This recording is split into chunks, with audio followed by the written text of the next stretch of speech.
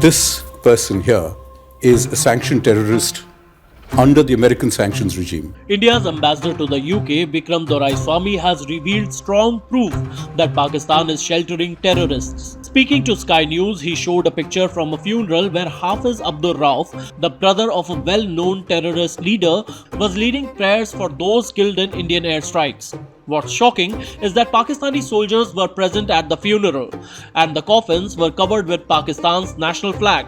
This raises serious questions about Pakistan's open support for terrorism. This person here is a sanctioned terrorist under the American sanctions regime. His name is Hafiz Abdul Rauf. He's a brother of the founder of the terrorist groups that you're mentioning. Look who's behind him.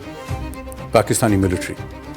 Look at the coffins there. They have the Pakistani national flag. If you're going to be giving terrorists state funerals, what does that make of your system? And everybody knows that for the last 30 years, Pakistan has used this as a means of subcritical warfare against India. If the international community really wants to be able to look at this and worry about it, the simple solution is to tell Pakistan it has an opportunity for an off-ramp. These are things that the world should have compelled Pakistan to do 30 years ago, and to compel them to implement their promises about taking down this infrastructure. It has not done so. India carried out missile strikes at multiple locations in Pakistan-occupied Kashmir and Pakistan, targeting terrorist bases linked to the recent attack on tourists in Kashmir. While Pakistan called the strikes an act of war, India made it clear that the operation was necessary to eliminate terrorist networks operating from Pakistani soil. Tensions between India and Pakistan have risen sharply after the strikes. India has accused Pakistan of supporting terrorist groups, a claim that Islamabad keeps denying. However, the funeral image presented by Doraiswami tells a different story. Indian Foreign Secretary Vikram Misri also raised important questions about Pakistan's claim that only civilians were killed in the strikes. He said, if any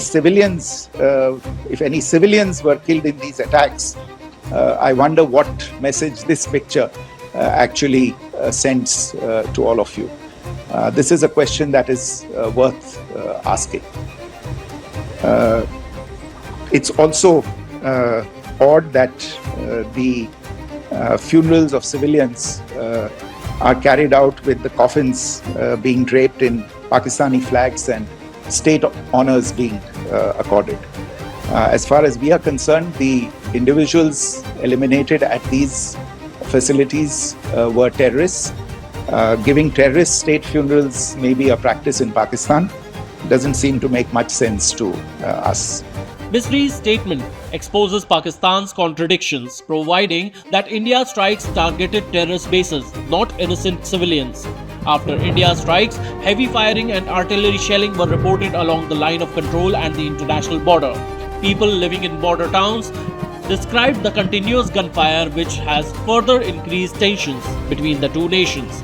India's latest actions sends a clear message: terrorism will not be tolerated, and those who harbor terrorists will face consequences.